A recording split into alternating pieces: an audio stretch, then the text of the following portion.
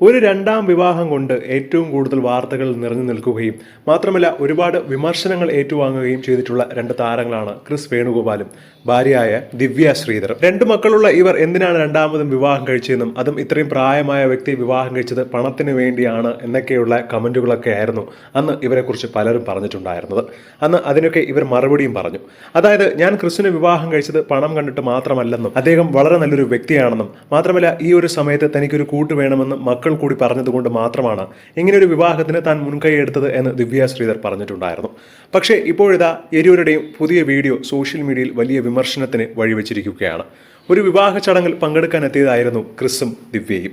ഈ ഒരു സമയത്ത് അവിടെ കേട്ടുകൊണ്ടിരുന്ന പാട്ടിന് നൃത്തം വച്ചതിന്റെ പേരിലാണ് ഇന്ന് സോഷ്യൽ മീഡിയയിൽ വൈറലായി മാറിയത്. സത്യം പറഞ്ഞാൽ ക്രിസിന്റെ വില കൂടി കളയുന്ന ഒരു പ്രവൃത്തിയാണ് ദിവ്യ ശ്രീധർ അവിടെ കാണിക്കുന്നതെന്നും ക്രിസിന് ദേഷ്യം വരികയാണെങ്കിലും ദിവ്യയെ കരുതി മാത്രമാണ് മിണ്ടാതെ നിൽക്കുന്നതെന്നും അല്ലെങ്കിലും ഇവളെയൊക്കെ കെട്ടിയാൽ ഇതൊക്കെ തന്നെയായിരിക്കും ഗതി എന്നൊക്കെയുള്ള വളരെ മോശമായിട്ടുള്ള കമന്റുകളാണ്. ചിലരൊക്കെ മൂന്നാം വിവാഹത്തിന് വേണ്ടിയുള്ള തയ്യാറെടുപ്പായിരിക്കും, ക്രിസിനെ അടുത്ത് കാണാം എന്നൊക്കെയുള്ള കമന്റുകളും ഇടുകയാണ്. എന്നാൽ അതേസമയം വളരെ വൈകിയാണ് രണ്ടാമതൊരു വിവാഹം കഴിച്ചത്. അതിന്റെ സന്തോഷത്തിലാണ് ദിവ്യ ശ്രീധറും ക്രിസ് വേണുഗോപാലും. ഭർത്താവിനില്ലാത്ത എന്ത് പ്രശ്നമാണ് നിങ്ങൾക്കൊക്കെ ഉള്ളതെന്ന് ദിവ്യയെ പിന്തുണച്ചുകൊണ്ട് ഒരുപാട് പേർ രംഗത്തെത്തുകയാണ്.